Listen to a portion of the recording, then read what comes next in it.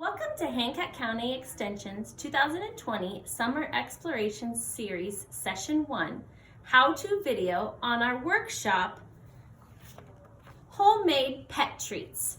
This workshop idea comes from Iowa State University Extension and Outreach State 4-H. As you complete your project, you may find that you want to pause or replay portions of this video. Let's get started. Today we are sending, you should have in your kit, 1 cup of oatmeal. We measured it out from this lovely container. And then you'll get 1 small individual container of applesauce, and this is equal to half a cup of applesauce. So those are the ingredients you guys received from us. The items that you're going to need from home include a mixing bowl, a spoon for mixing, 1 egg from your refrigerator. You guys probably have eggs at home. You'll need some kind of cooking spray and a cookie sheet that you can cook your dog treats on. You'll also need to use your oven. Make sure that you have your parents' permission or that you have help to put your dog treats in the oven because it will be hot when you go to do that. Let's go ahead and mix our ingredients up. So we only have 3 ingredients: the oatmeal that you got from the extension office, the applesauce from the extension office, and the egg that you provided. So this project area could go in several different categories if you wanted to show this at the fair. You could put this in the dog project area. You could talk about learning about what dogs like and how to give treats to dogs and what they should or shouldn't eat. You could also put it in the animal science area, learning about the nutrition of the treats and what is healthy and what's not healthy. You could put it in civic engagement if you wanted to make these treats and give them away to your humane society or your animal shelter or even just your neighbors as a gift or something like that. Yeah. While we're doing this project, it's very important to remember to wash your hands thoroughly at the very beginning of your project and again at the very end. Being sanitary and clean is very important, especially now when we've got germs flowing all over the place. So please remember, wash your hands, wash them properly with warm water and soap while you're scrubbing for the length of time that it takes to sing happy birthday. The first thing that you want to do is preheat your oven to 350 degrees. That's probably buttons on your oven. You may or may not need a parent's help to go ahead and turn those buttons on and preheat your oven. We are going to mix our oatmeal. We measured it out for you, but it is 1 cup of oatmeal. Go ahead and pour that in your bag. And your applesauce, without spilling it all over myself. We're doing good here. We'll scoop that into our bowl.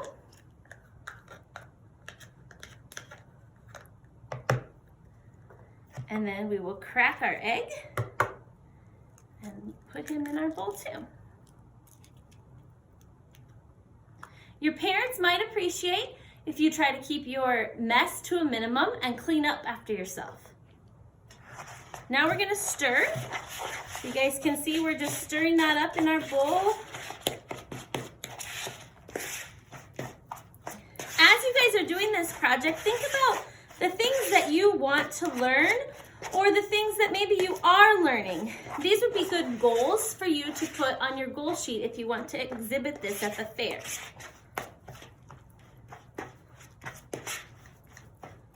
So one of the things that you'll want to make sure of is that you are mixing until your ingredients are very evenly mixed. There's no chunk of egg floating around. There's no dry oatmeal in your bowl. This is a good practice when you're making dog treats or when you're making cookies for yourself or even a cake. You do want to make sure that if your ingredients are evenly distributed, it will bake more evenly and it will taste more uniform. Although I think your dog would probably eat it anyway. So we can do a couple of different things with your mixed up ingredients, you're going to go ahead and spray your pan lightly. When you do that, make sure that you keep your spray kind of close to your pan. If you do it really, really far away, it all falls on the floor. I know this from personal experience. Spray is very slippery on your kitchen floor. Don't do that. You guys can use your spoon and just make kind of a ball and lay it onto your cookie sheet and then flatten it just a little bit. Or if you want to get really creative and really fun, you could actually use a cookie cutter. We don't have any cookie cutters today, but you could lay it out on your sheet, kind of flatten it out, and then just use that cookie cutter. We'll pretend this is a cookie cutter.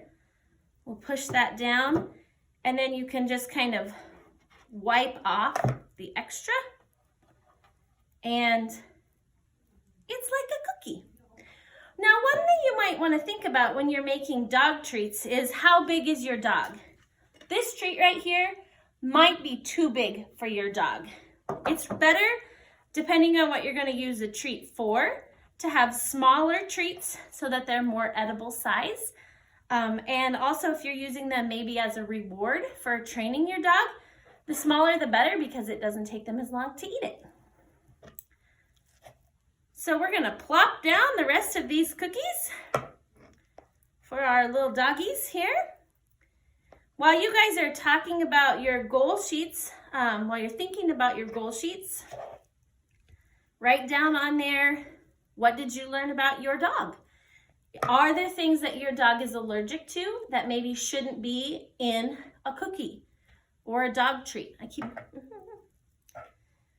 You'll notice in your kit that it came with a little instruction paper, and it's very neat to read on there that there are actually items that dogs should not eat.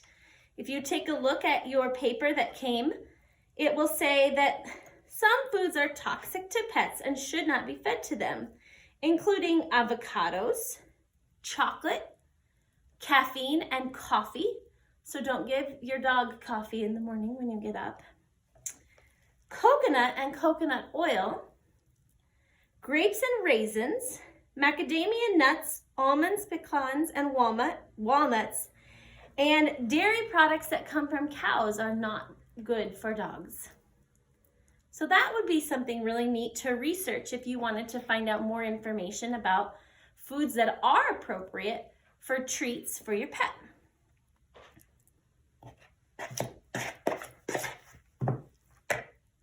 We almost have our dog treats done. And if you look on your instruction sheet, it says that you're going to cook them for 22 minutes in the oven. We'll videotape part of that process. We're not going to tape the oven for 22 minutes. But we will watch and see if they start to get brown, and if they start to get dry around the edges, then they'll be ready to go. Okay, we have 2 minutes left on our dog treats, but we decided we're going to take them out just a few minutes early because this is the consistency that we wanted. You may decide that you want to leave your dog treats in for the full 22 minutes, and that's fine. It's up to you if you want your treats to be really hard or if you want them to be just a little softer. So we're going to open our oven, being careful to have nothing that could fall into the oven and being careful that no one else is around. We have our hot pad, and we're going to reach in with the hot pad and pull the rack out so that we can reach the pan. And then we're going to have the pan, set it on the top of our oven, and carefully shut the oven. This may be a step that you want your parent to help you with. Make sure that you remember this pan is going to be hot for a while. Do not put it on anything that is a surface that can't handle the heat, and don't put it on top of something that might melt, such as a plastic plate or that. We're going to go ahead and take them off and put them on our plate here so that they will cool. So I'm holding, you can also hold it here on the surface. but do not touch the pan. It is still very hot. We're just going to use our spatula to get under the dog treats. Loosen them up. They come off pretty easily because we sprayed the pan.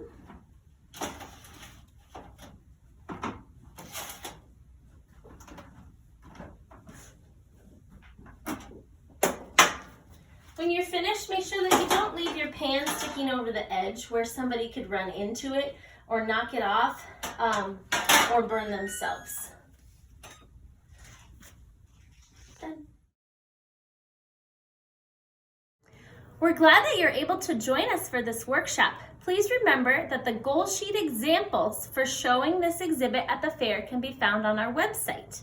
If you have any questions, don't hesitate to call the Hancock County Extension Office at 641-923-2856.